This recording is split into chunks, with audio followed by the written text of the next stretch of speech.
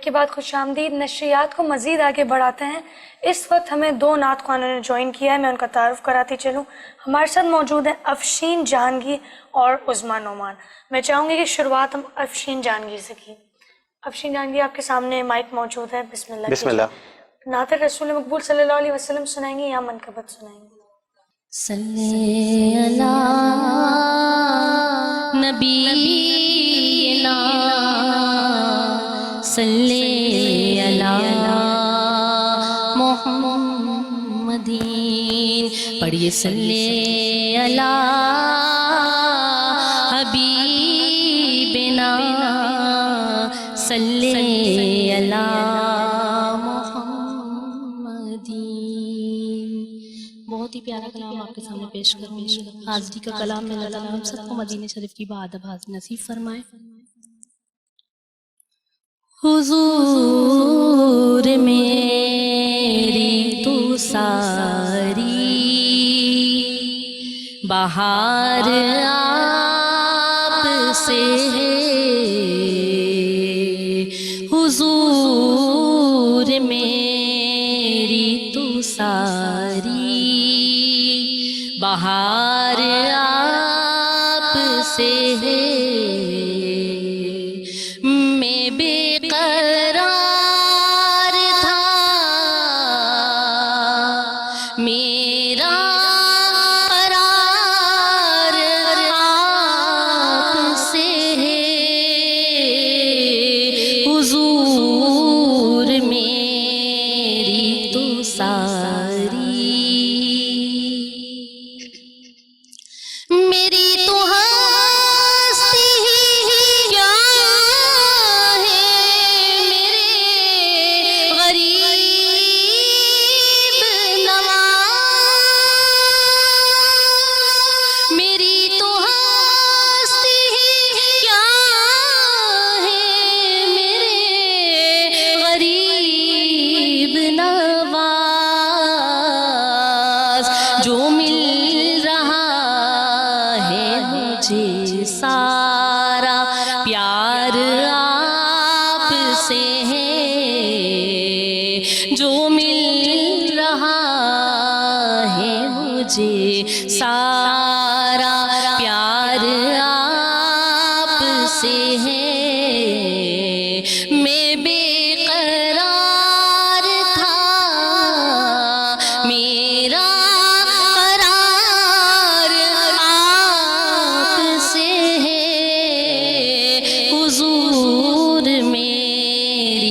ساری. اور کہاں وہ مدینہ کہاں میری ہستی. کہاں وہ مدینہ کہاں میری ہستی.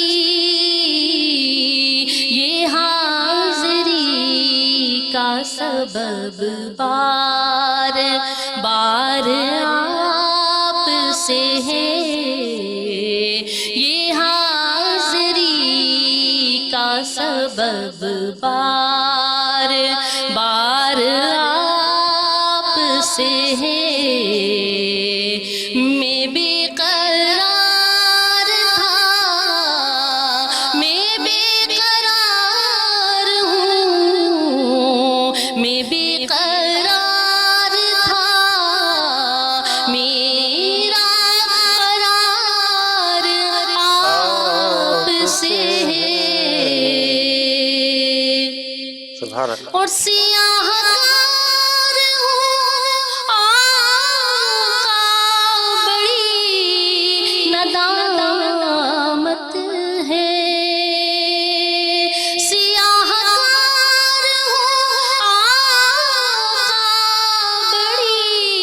ندامت ہے. قسم خدا کی یہ میرا وقار آپ سے ہے. قسم خدا کی یہ میرا سے ہے میں بے قرار تھا میرا قرار آپ سے ہے حضور میری تو ساری ماشاءاللہ سبحان اللہ. اور سلسلے کو آگے بڑھاتے ہیں. طاق راتوں کا سلسلہ بھی شروع ہو چکا ہے. ہم آخری عشرے میں داخل ہو چکے ہیں. کتنی فضیلت ہے. علامہ صاحب اس سے قبل بھی ہمیں بتا رہے تھے کہ کئی مہینوں اور کئی ہزار سالوں پہ محیط ہے. یہ رات اتنی امپورٹنٹ ہے کہ ہر مومن کی یہ خواہش ہوتی ہے کہ یہ رات نصیب ہو اور یہ عبادتوں کا سلسلہ ایسے ہی جاری رہے. تاریخ اسلام میں بہت سارے لوگوں نے قربانیاں دی دین اسلام کے لیے. یہ دین ہم تک اتنی آسانی سے نہیں پہنچا. علامہ ڈاکٹر فیصل مہدی صاحب، تاریخ اسلام میں بہت سارے ہم جب دیکھتے ہیں تو غلاموں سے لے کے اصحاب رسول اور اہل بیت کی بہت ساری قربانیاں ہیں دین اسلام کو اس مقام تک پہنچانے میں. کوئی ایسا واقعہ جو آخری عشرے سے ملتا ہو، اگر آپ ہمیں اور ہمارے حاضرین کو. ساجد بھائی، بہت اہم سوال کیا آج کے موضوع کے حساب سے آپ نے، کہ ہم آخری عشرے میں داخل ہو چکے ہیں جو اللہ کے رسول نے ان طاق راتوں میں شب قدر کو تلاش کرنے کا حکم دیا ہے، اور خود سرکار دو عالم پورے 10 دن حالت عبادت میں ہوتے تھے اور ان طاق راتوں کی تلاش ہوتی تھی. اور یہاں پر ایک اور نقطہ جس کی طرف میں اشارہ کروں وہ یہ ہے کہ شب قدر کو مخصوص نہیں کیا گیا ہے. اللہ کے رسول کو علم تھا کہ ان میں سے کون سی شب ہے جو شب نزول قرآن ہے، شب قدر ہے، فضیلتوں والی رات ہے، لیکن مختص نہ کرنے کی ایک وجہ ہے. مختص نہ کرنے کی وجہ یہ ہے کہ اگر ہمیں ایک دن ایک تاریخ معین کر کے بتا دیتے تو ہم اسی دن عبادت کر کے باقی اہم ایام کو ہم چھوڑ دیتے. جس طرح اللہ سبحانہ وتعالیٰ نے اپنی اطاعت کو مختلف شکل کی عبادتوں کے اندر ہمیں متوجہ کیا ہے، مصروف رکھا ہے، کبھی روزے کی شکل میں، کبھی نماز کی شکل میں، کبھی جہاد کی شکل میں، کبھی امر بالمعروف و نہی عن المنکر کی شکل میں. یہ جتنی عبادتیں ہیں یہ مختلف عبادتوں کے اندر اللہ سبحانہ وتعالیٰ نے ہمیں اپنے خوشنودی کے لیے مربوط رکھا ہے. اسی طرح یہ آخری شبیں طاق راتیں جو کہا کہ ان میں سے ایک رات ایسی ہے جو 1000 راتوں سے 1000 مہینوں سے افضل ہے. تو تاکہ ہمیں تشویق ہو، ہمیں موٹیویشن ملے کہ ہم ان شبوں کو ضائع نہ کریں. پہلی بات تو یہ ہے کہ ہمیں 21 سے ہی 20 رمضان مبارک سے لے کر 29 رمضان مبارک تک ان پورے ایام کو، ماہ رمضان مبارک کے ان پورے ایام کو، ان 10 دنوں کو شب قدر کی تلاش میں گزارنا چاہیے. اور ہمیں یہ یقین ہونا چاہیے کہ ان میں سے ایک شب ایسی ہے جس میں قرآن کا نزول ہوا ہے، جس میں فرشتے زمین پر آتے ہیں، جس میں تقدیر لکھی جاتی ہے، سرنوشت انسان کو متعین کیا جاتا ہے، اور جس میں کی جانے والی عبادتیں 84 سال 4 مہینہ جو انسان عمر گزار کے عبادت کرتا ہے اس کا اجر و ثواب ہے. اسلام کے لیے جو قربانیاں، جہاں آپ نے اشارہ کیا کہ اللہ کے رسول کا جو سلوگن تھا قولوا لا الہ الا اللہ تفلحوا، مکے کے سرزمین پر اپنے آغاز میں پہلی دعوت جسے دعوت ذو العشیرہ کہا جاتا ہے، اسلام کا پہلا آغاز ہے جہاں پر اللہ کے رسول نے اپنے اس مشن کا اعلان کیا کہ میں اس طرح کا مشن لے کر آیا ہوں جس کا مین سلوگن یہ ہے کہ لوگوں کو انسانوں کی بندگی سے نکال کر خدا کی عبدیت و بندگی کی طرف لانا چاہتا ہوں. اس میں کون ہے میرے ساتھ دینے والا؟ تاریخ متفقن علیہ اس بات پہ متفق ہے کہ اس بزم سے صرف 10 سال 13 سال کا ایک بچہ اٹھتا ہے جسے علی ابن ابی طالب کہا جاتا ہے، ماشاءاللہ، جس نے اٹھ کے کہا یا رسول اللہ، اگرچہ میں عمر میں چھوٹا ہوں لیکن میں عہد کرتا ہوں، وعدہ کرتا ہوں کہ جو پیغام، جو سلوگن، جو مشن آپ لے کر آئے ہیں اس مشن کی تکمیل کے لیے میں آخری دم تک آپ کے ساتھ دوں گا. ماشاءاللہ. تو پیغمبر کے ساتھ اصحاب کرام کی بڑی قربانیاں ہیں. لیکن چونکہ امیر المومنین کا جو اسٹرگل ہے، جو جد و جہد ہے، آغاز اسلام سے لے کر شہادت تک، اس کا کوئی نعم البدل نہیں مل سکتا.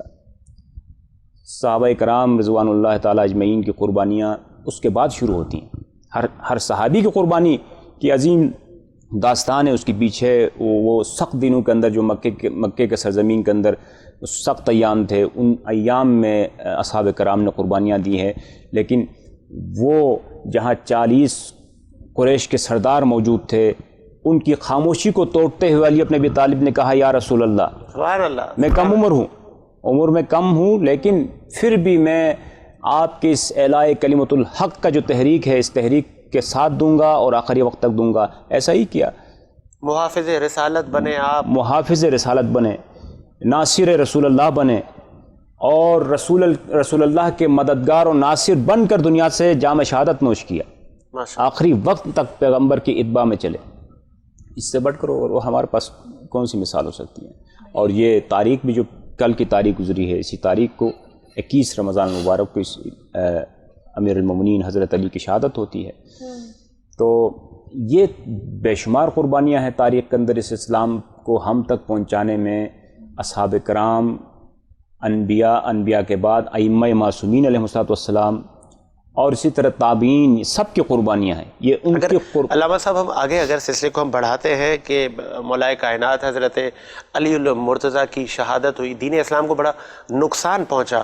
جب ہم آگے دیکھتے ہیں تو ان کے آپ کے بڑے صاحبزادے حسن مجتبیٰ نے جب خلافت کے منصب پر آئے تو اس میں بہت سارے خوارج اور بہت سارے فتنوں نے جنم لیا.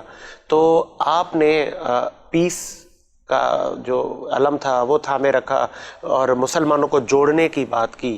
تو ہم بھی آج اتحاد بین المسلمین کی بات کرتے ہیں کہ اگر کوئی چھوٹے بڑے اختلاف ہیں ان کو بھلا کے ہمیں آگے بڑھا جائے. تو آج وینس ایچ ڈی کے پلیٹ فارم پہ کیا آپ بتائیں گے ہمارے آنے والے نوجوانوں کو کہ جو ہمارے مسلکوں کے جو چھوٹے بڑے اگر اختلاف ہیں تو ان کو ہم اب ختم ہونا چاہیے؟ یہ بہت بہترین سوال ہے کہ آج کے اس دور کے اندر ہم اتحاد بین المسلمین کے ذریعے سے ہی اس پاکستان کو مستحکم بنا سکتے ہیں. پاکستان مختلف ڈائیورسٹی کے اندر تقسیم ہے. اس کے اندر مختلف مسالک، مذاہب اور مختلف قومیں آباد ہیں. تو اگر ہم یہاں اتحاد کے اس پرچم کو لے کر نہیں چلیں گے تو یہ ملک ترقی نہیں کرے گا. بالکل. ماہ رمضان کا پیغام، اسلام کا پیغام، سرکار رسالت کی پیروی کا پیغام یہی ہے کہ ہم اسلام کہ ان مسلمہ جو مقدسات ہے یا ان عقائد ہے ان کو لے کر ہم آگے بڑھیں. لیکن یہاں پر یہ بات میں کرتا ہوا آگے بڑھوں کہ حقائق سے چشم پوشی نہیں کی جا سکتی ہیں. تاریخ کے اندر جو حقائق دونوں طرف سے آئی ہیں، اگر تمام جو مسلک ہیں جس طرح آپ نے کہا حقائق سے پردہ نہیں، ٹھیک ہے، بالکل احترام کے ساتھ ان حقائق کو بیان کرنا چاہیے. حقیقتیں قبول کر کے آپ کی بھی خیر ہماری بھی خیر، آ جائیں آگے بڑھاتے ہیں رسول اللہ صلی اللہ علیہ وآلہ وسلم کے دین کو. بالکل. اس کے لیے بنیادی طور پر اللہ کی کتاب ہے، رسول گرامی قدر کی نبوت ہے، اور اسی طرح سے اور مشترکات کعبۃ اللہ ہے. یہ جو مشترکات ہیں، ان مشترکات کو لے کے ہم آگے بڑھ سکتے ہیں. یہ جو اختلافات ہیں یہ جزئی اختلافات ہیں. ان اختلافات کی بنیادی وجہ تاریخ ہے. جو چیزیں تاریخ نے ہمیں دی ہیں ہم ان تاریخی حقائق کو بیان کرتے ہیں. مثلا حضرت امام حسن علیہ السلام نے صلح کے ذریعے سے جو امن کا پیغام دیا، جو ایک انسانی قافلے کو قتل ہونے سے بچایا، اس کا مطلب کمپرومائز نہیں ہے. اس حقیقت کو بیان ہونا چاہیے کہ حاکم شام کی حکومت کو امام حسن نے قبول نہیں کیا. اس کو تسلیم کر کے حکومت ان کے حوالے نہیں کی، بلکہ امن کی خاطر اس میدان سے پیچھے ہٹیں. لیکن صلح تو ہوئی نا. صلح اس بات پہ ہوئی، اس پہ صلح کے باقاعدہ شقیں موجود ہیں، اس پہ چارٹر موجود ہیں، اس میں کافی باتیں ہیں. بعد میں اس صلح کے جتنی بھی شقیں ہیں اس پہ عمل نہیں ہوا. اور یہ تاریخ اسلام کے ساری کتب کے اندر، صحیح مسلم، سنن ابن ماجہ کے اندر یہ ساری موجود ہیں کہ صلح پہ عمل نہیں ہوا، اعلانتاً عمل نہیں ہوا. حضرت علی کی شان میں گستاخیاں ہوتی تھی، ان کو نہیں روکا گیا. 70 سال تک شام کی منبر سے علی اپنے ابی طالب کی شان میں گستاخی ہوئی ہے. تو یہ وہ چیزیں ہیں جو یہ تاریخ کا وہ زخم ہے، جب اس سے چھیڑیں گے تو خون تو رسے گا. ہمارا بھی یہی مقصد ہے کہ وہ جو تاریخ کا اگر کوئی زخم ہے اس طرف سے ہے یا اس طرف سے ہے، اب ان کو ختم ہونا چاہیے. اب بیٹھ کے ہمیں ایک ہو جانا چاہیے، نہ کہ ہم شیعہ سنی اہل حدیث اور ہم بہت ساری چیزوں میں ہم تقسیم در تقسیم نہ ہو. اور ہم اختلافات، اگر میں آپ سے پوچھوں کتنے پرسنٹ ہیں، میرے خیال میں علماء یہ کہتے ہیں کہ 5% یا 10% ہمارے بیچ میں اختلاف ہے. اور اگر ہم اس کو ختم کریں، آج ہمارے پلیٹ فارم سے آپ اعلان کریں کہ آئیں بیٹھ کے ہم قدورتوں کو دور کریں. دیکھیں، ڈائیورسٹی، تنوع، اس مفہوم کو ہم سمجھیں. یہ ہر انسان کے اندر کسی چیز کو دیکھ کر اس سے نتیجہ خاص کرنے کا ہر انسان کے اندر الگ الگ صلاحیتیں ہوتی ہیں. ٹھیک ہے، یہ ڈائیورسٹی ایک باپ کے ماتحت پرورش پانے والے 5-4 بچوں کے اندر بھی ہے. یہ تنوع ہے. ایک چیز سے میں محبت کرتا ہوں، اسی چیز سے میرے بھائی محبت نہیں کرتے ہیں، یا ایک چیز کو میں کسی اور انداز سے دیکھتا ہوں اسی انداز سے وہ نہیں دیکھتے. لیکن علامہ صاحب، نبی ہمارا ایک اور کلام پاک بھی ایک، اور ہم اسی کے پیروکار. تو جب ہمارا قرآن ایک، نبی ایک، تو ہم اور آخری حجۃ الوداع کو جب ہم پڑھتے ہیں تو نبی کریم صلی اللہ علیہ وآلہ وسلم نے بھی کہا کہ قرآن کی اس رسی کو تھام کے رکھیں اور آپ ایک ہو جائیں. پھر ہم حسن مجتبیٰ کو بھی دیکھتے تو انہوں نے پہل کی کہ آ جائیں، دین اسلام کو فتنوں سے ہم دور کریں، تاکہ وہ خوارجی قوتیں جو اس وقت تھیں، تو آج بھی بہت ساری ایسی قوتیں ہیں جو مسلمانوں کو ایک ہونے سے مطلب ان کو بڑی تکلیف ہوتی ہے کہ یہ ایک نہ ہو جائے. بالکل، یہ عالم سامراج کا ایک مضبوط منصوبہ ہے کہ مسلمانوں کو تقسیم کرنے کا. پھر میں یہی بات کر رہا ہوں کہ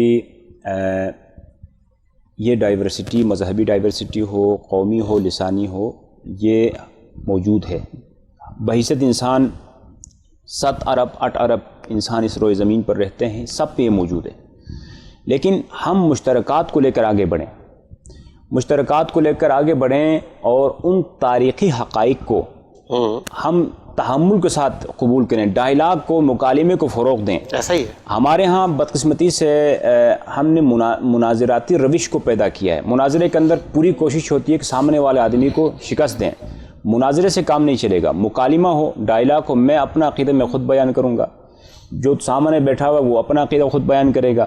میرا عقیدہ کوئی اور بیان نہیں کرنا، کسی اور کو بیان نہیں کرنا چاہیے. میرا عقیدہ کیا ہے میں خود بیان کروں گا، یہ مجھے حق دیں.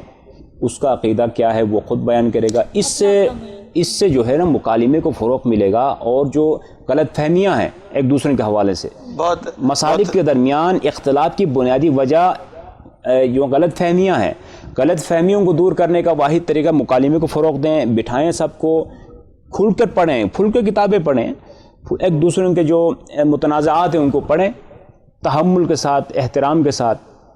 یہاں پر میں عرض کرتا چلوں کہ کسی سے اختلاف کی وجہ سے اس کی مذہب یا ان کی شخصیات کی اہانت شرعاً جائز نہیں ہے. نہیں، بہت اچھی بات کی آپ نے ڈاکٹر علامہ صاحب. ڈاکٹر فیصل مہدی صاحب، اس سے قبل ہم زیادہ پیچھے دور نہیں جاتے تاریخ میں. اگر ہم 2020 میں ہم جاتے ہیں تو ہم نے دیکھا اسی شہر قائد میں جب یوم علی کے جلوس برآمد ہوئے تو بہت سارے ان راستوں میں، چاہے اہل سنت کی مساجد تھیں یا اہل حدیث کی مساجد تھی، انہوں نے گیٹ کھول دیے کہ آئیں، آ کے ہماری عبادت گاہوں میں آئیں، نمازیں پڑھیں.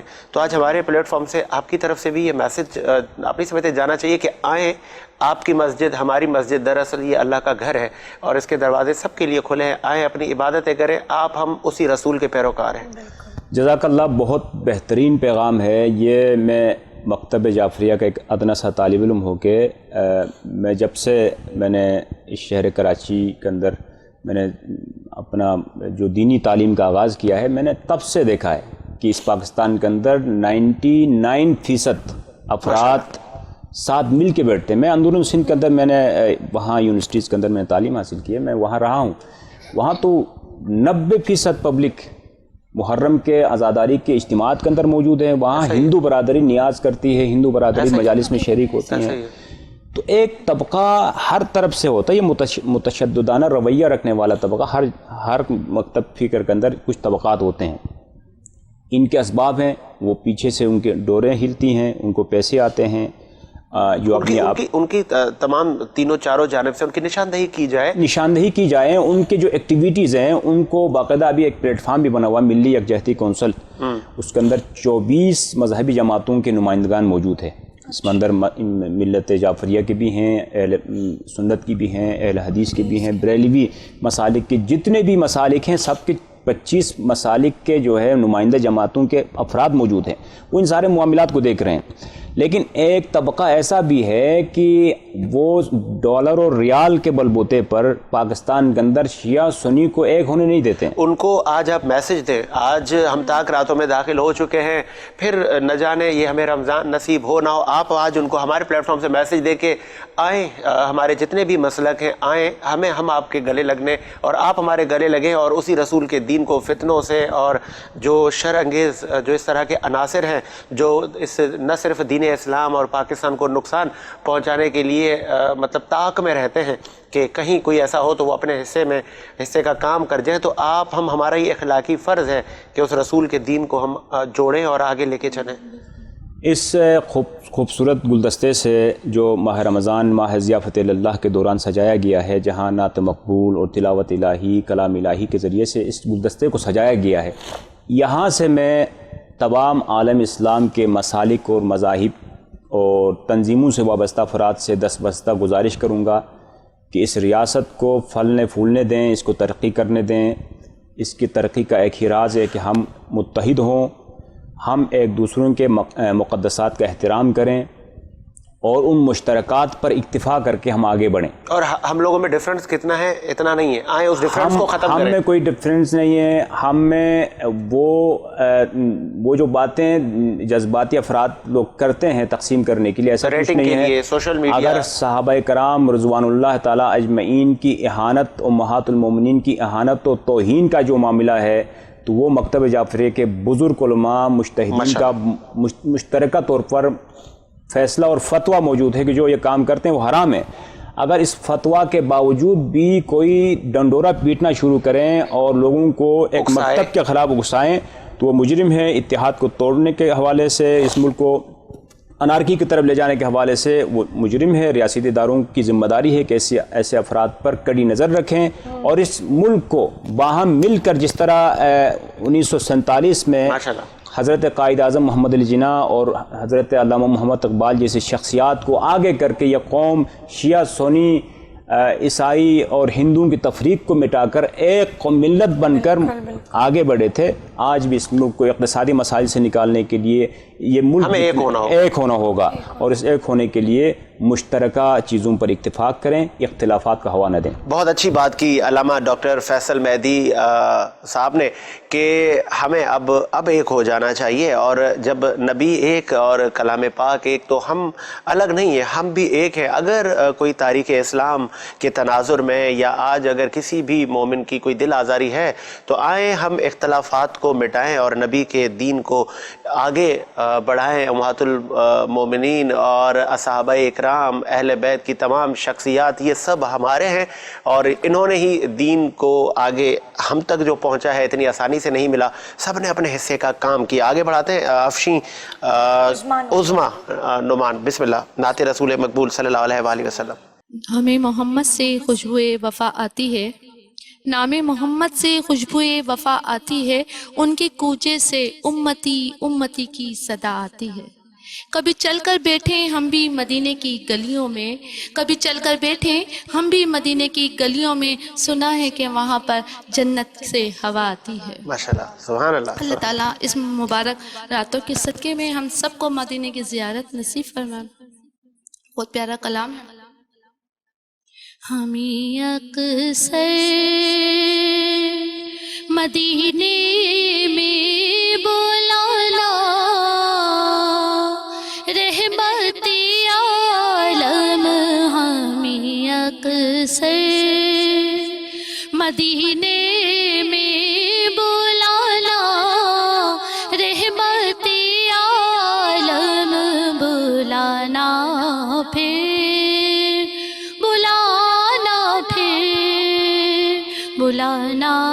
پھر بلانا، پھر بلانا، رحمت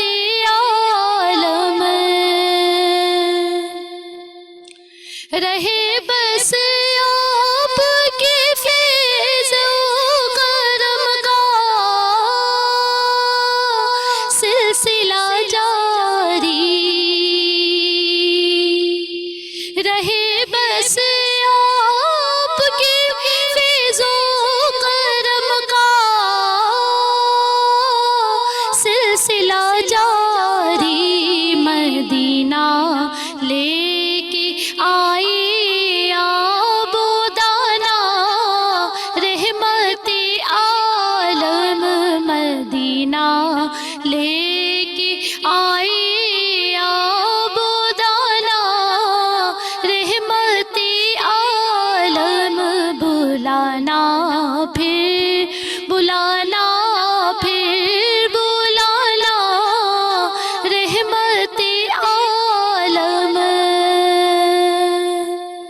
نظر جب گنبد خضرا پہ پہنچی اشک بہ نکلے،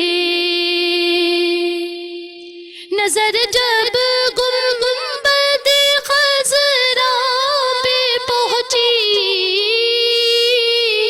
اشک بہ نکلے، حضوری کی یہ لذت پھر چکھانا رحمت عالم، بلانا پھر بلانا پھر بلانا رحمت عالم،